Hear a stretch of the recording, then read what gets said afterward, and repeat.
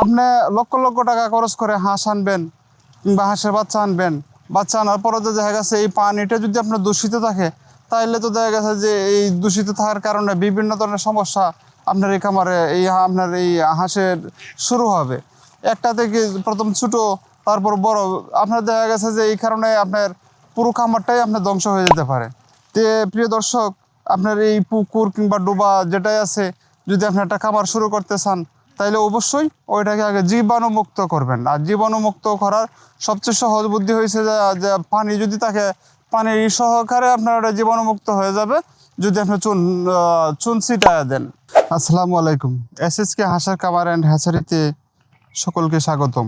দেশ এবং দেশের বাহির থেকে আজকের এই প্রতিবেদনটি যে যেখান থেকে দেখছেন না কেন, সকলকে আবারও স্বাগতম।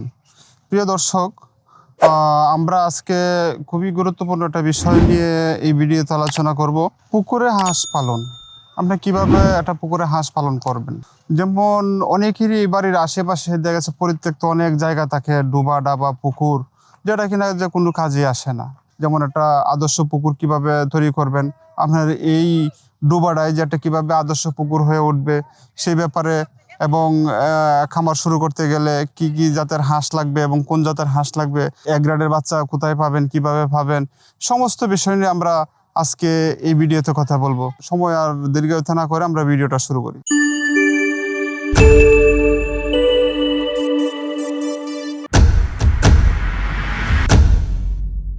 আসসালামু আলাইকুম। আজকের এই ভিডিওতে সকলকে স্বাগতম। প্রিয় দর্শক, আজকে আমরা কথা বলবো পুকুরে হাঁস পালন। আপনি কিভাবে একটা পুকুরে হাঁস পালন করবেন। শুধু পুকুর থাকলে তো আপনার হবে না। একটা পরিত্যক্ত পুকুর আছে আপনার, যেটা হয়তো বা কোনো কাজে আপনি ইউজ করতেছেন না। হ্যাঁ প্রিয় দর্শক, এটি হয়ে উঠতে পারে দেখা গেছে যে আপনার আগামী দিনের আপনার সফলতার গল্পের মূল কারণ। যদি আপনি একটা খামার শুরু করতে চান, অবশ্যই একটা পুকুরের দরকার আছে। আপনার আশেপাশে ডোবা ঢাবা পুকুর পরিত্যক্ত হয়ে অনেক বাংলাদেশের বিভিন্ন প্রান্তে পরিত্যক্ত হয়ে বিভিন্ন ধরনের পুকুর ডোবা ডাবা অনেক জায়গায় পড়ে আছে। হ্যাঁ প্রিয় দর্শক, আপনি শুরু করতে পারেন। আপনি যদি একটা পরিত্যক্ত পুকুর কিংবা একটা ডোবা যদি আপনার হাঁস পালনের জন্য ইচ্ছুক থাকেন, আপনার যদি আগ্রহ থাকে, যারা পুরাতন খামারি আছেন তাদেরকে তো আমি বলবোই। আর যারা নতুন খামারি আছে তারা হয়তো বা অনেকেই জানেন না যে একটা পরিত্যক্ত পুকুর আছে, সেখানে নিয়ে হাঁস ছেড়ে দিলেন না। দর্শক, এটা হবে না। আপনি যদি একটা পুকুরে হাঁস পালন করতে চান, আপনি যদি একটা খামারের মালিক হতে চান, অবশ্যই কতগুলো রুলস আছে, এগুলো আপনার মাইনে চলতে হবে। যেমন একটা পরিত্যক্ত পুকুর কিংবা একটা ডোবাই আছে, ওইটাতে দেখা গেছে বিভিন্ন ধরনের রোগ জীবাণু, বিভিন্ন ধরনের পচা জিনিসপত্র থাকতে পারে। হাঁস মুরগি মোরগ অনেক কিছু, অনেকেই আছে আমরা বাঙালি জাতি অনেকেই বুঝি না। একটা মোরগ মারা গেছে, ডিল মারে পুকুরে ফেলাই দিয়েছি, কিন্তু ওইটা তো এখানে তাকিয়ে দেখা গেছে যে নষ্ট হবে, পচবে এটাতে দেখা গেছে বিভিন্ন ধরনের রোগ জীবাণু আপনার এই পুকুরে থাকতে পারে। তবে সেক্ষেত্রে অবশ্যই শুধু পুকুর হইলে হবে না। এখানে আপনার লক্ষ্য রাখতে হবে যে আপনার যে পুকুরটা আছে কিংবা আপনার যে ডোবাটা আছে, ওই ডোবাটারে কীভাবে একটা পারফেক্ট হাঁসের জন্য কীভাবে এটা তৈরি করা যায়, সেই নমুনা আজকে আপনাদেরকে দেখাবো। আমি যে পুকুরটাতে দাঁড়িয়ে আছি আপনারা দেখতে পাচ্ছেন প্রিয় দর্শক, পুকুরটা প্রথমত এটা যা পানি আসছিল ওটা আমরা সেচ দিয়ে শুকাই এলেছি। শুকায়া পুকুরের যে পাড়গুলো আপনি দেখতে পারতেছেন, যে জায়গাতে ভাঙ্গা ছিল ওই জায়গাতে আমরা মাটি ভরাট করছি, অর্থাৎ পুকুরে তো পানি থাকতে হবে। দ্বিতীয়ত, এই পুকুরের পানিটা এবং পুকুরটা যাতে জীবাণুমুক্ত থাকে, সেই কারণে আমরা সারা পুকুর জুড়ে দেখেন প্রিয় দর্শক, চুনের ছাপ, চুন পাউডার আমরা মারছি। চুন এরকম একটা জিনিস যেখানে কিনা সর্বোচ্চ জীবাণু ধ্বংসকারী হিসাবে চুন আমরা ইউজ করি, কারণ এই চুন মারার পরে কোনো ধরনের জীবাণু ওই পুকুরে থাকেন না। তে প্রিয় দর্শক, আপনার এই পুকুর কিংবা ডোবা যেটাই আছে, যদি আপনি একটা খামার শুরু করতে চান, তাইলে অবশ্যই ওইটাকে আগে জীবাণুমুক্ত করবেন। আর জীবাণুমুক্ত করার সবচেয়ে সহজ বুদ্ধি হয়েছে যে পানি যদি থাকে, পানির সহকারে আপনার ওটা জীবাণুমুক্ত হয়ে যাবে যদি আপনি চুন ছিটায় দেন।